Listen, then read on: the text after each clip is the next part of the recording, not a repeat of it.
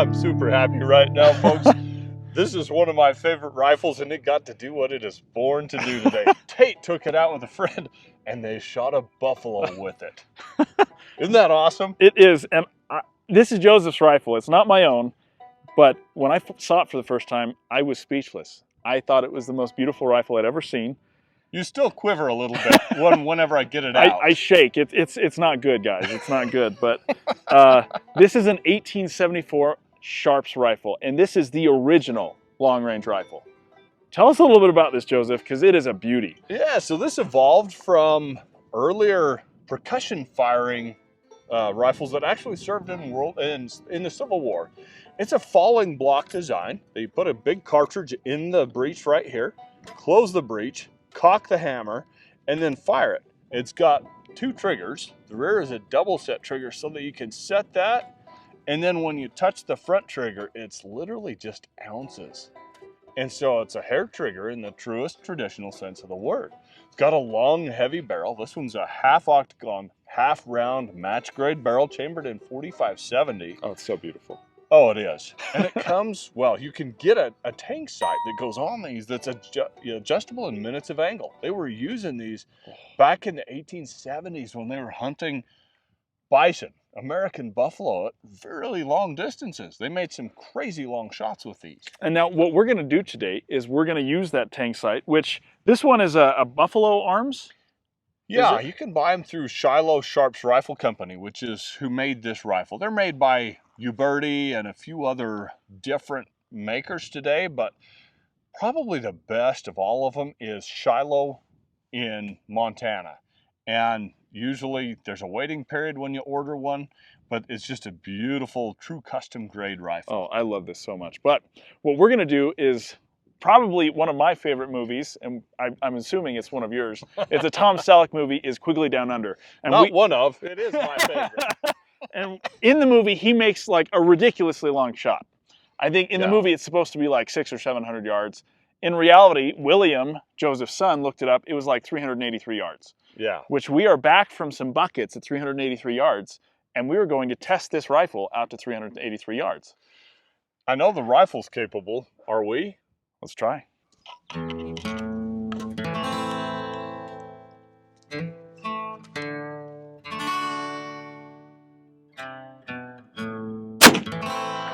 Oh, just off the right-hand side. Good elevation, though. Pretty good wind coming at us from the left. You weren't high above the bucket. You'd have hit the bucket, but... All right, there we go. Oh, you hit the bucket. It's laying on its side. Quigley shot his more than once. I want to try again. He did it a lot faster than you did, though, Joseph. And he was shooting offhand. Ooh, right over the top of it.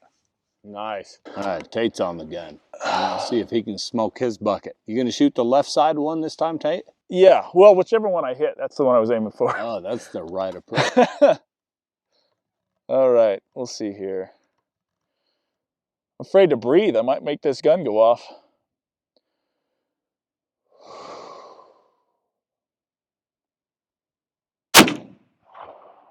Okay, right edge, about 6 inches off the right. Right off the edge. Good elevation, though. Good elevation. Oh, I love how it smokes when you open up that breech.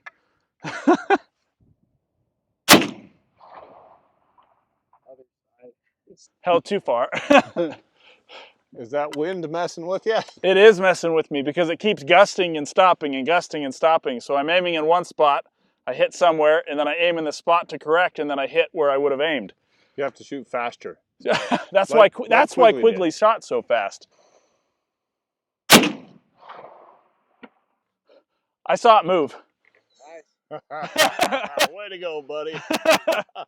Beautiful. Quigley, move over.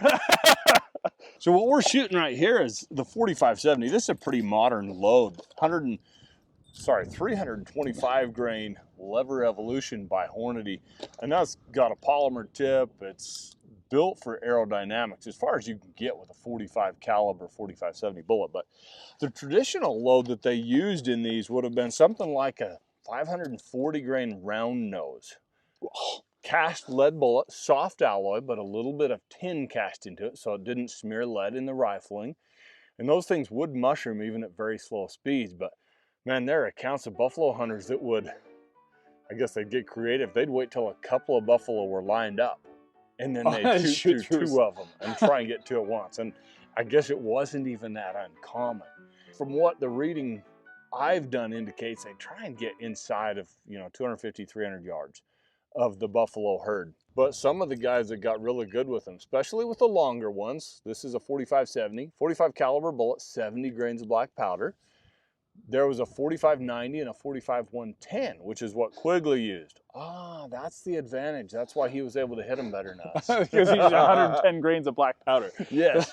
Anyway, they were shooting a little faster, but not that much. Anyway, there are a lot of recorded accounts of killing buffalo at 500 and 600 yards with these rifles. So I think we should back up and see if we can hit one at like 600-700 yards.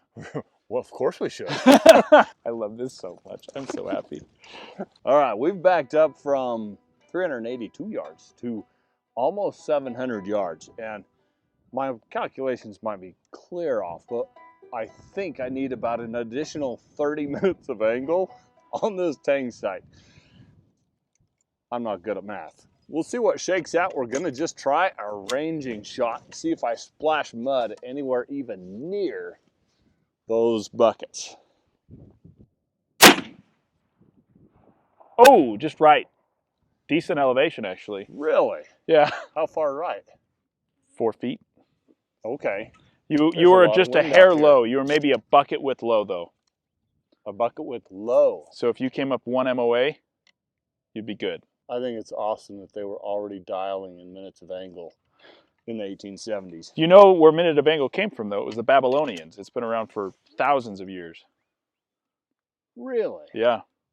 Measure of because the function of Babylonians circumference, measured, right? they didn't measure things in tens or hundreds. They measured them in 60s. I'll be darned. Yep. So that's how they measured the circles and time and everything. Very cool. I learned something. Are you ready? I am ready. Fire in the hole. Ooh, 2 feet left, just over the top of the bucket. Okay. Now, something I just thought of. We don't have a level bubble on this, and a lot of the competitive shooters these days do use a level bubble. We got a stubborn cartridge. Anyway, that level bubble can absolutely affect your right to left at this distance, because if you tip that sight right or left, you're vectoring your shot right or left. Yeah, yeah. And with this, that's a big difference. Yes. Oh! I mean, you were over the top of it, but maybe 3 inches right and just over the top of it. So I'm scaring the bucket. We're down to a shot or two. I think you better jump in here and try it. I'm going to try it. So where were you aiming on it? I was holding between the two buckets. Cool. If you kind of just go... Split the difference Yeah. there. Beautiful. I feel like I was born in the wrong century sometimes, y'all. That's another good line from Quigley Down Under.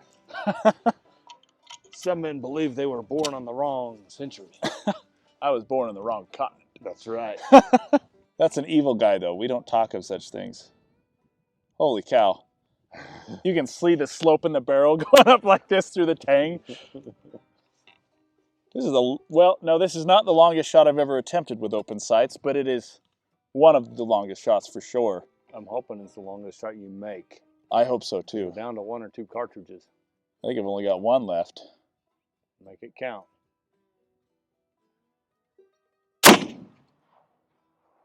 Oh, you were like 5 o'clock, 6 inches off the bucket. Oh! Okay. Let's see if we can get that other one to go in and fire. If we can. I'm actually really proud of that. That was a good shot. There we go. I got 1 more. It's time for round 2. So come another foot left. Okay. And a foot up. Foot left, foot up. So bucket, not quite a bucket width left, bucket width up. Oh! We're going to have to review that. You may have hit the left edge. Oh! It was a whisker off if you didn't. Way to go, buddy. That's awesome. Oh, I think it's beautiful. It's a iconic and incredibly aesthetic type of firearm. It's a single shot, which has a certain ambiance of all of its own as well, you know. But if folks want to shoot something like this, but maybe want a little bit more downrange effectiveness, you can get this rifle chambered in, say, 30-40 Craig. Which would be cool too. Yeah, and you can shoot a 30 caliber bullet a lot faster. I think it would be a travesty to do so, except maybe for load testing, but you can also put a scope on them. You can have the back of your barrel drilled and tapped for a rail. Put a scope on it, do your load testing. And then take your scope off. Then take that sucker back off and go to your It would be such a travesty to shoot a modern scope on this thing. But yep. Now, if you had a brass scope that went to the end of the barrel, now you're talking. Yeah, those are cool. If you're interested, if this sort of rifle fascinates you, check out the Black Powder Cartridge Rifle Silhouette Competition Circuit. There's a group of folks that use this type of rifle out to 500 yards. Raton, New Mexico is the town where they hold the national championships every year. And they're shooting life-size steel animal targets, pigs, turkeys, chickens, and bighorn sheep.